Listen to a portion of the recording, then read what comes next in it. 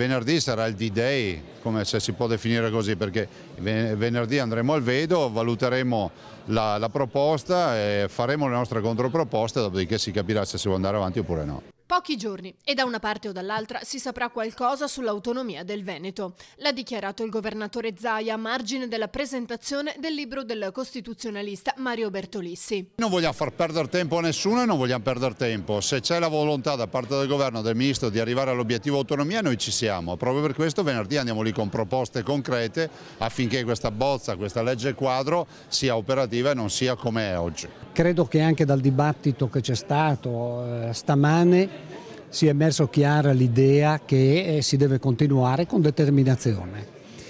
Le questioni sono complesse in sé, ma è il cambio di mentalità che si deve produrre che è l'operazione più difficile, perché ci vuole un cambio. Tanto per dirla in altro modo, bisognerebbe non lasciar marcire i problemi. Intanto ANCI Veneto ha lanciato il manifesto dei sindaci, un documento che si pone l'obiettivo di ridare ai primi cittadini la dignità che meritano nel rispetto della Costituzione.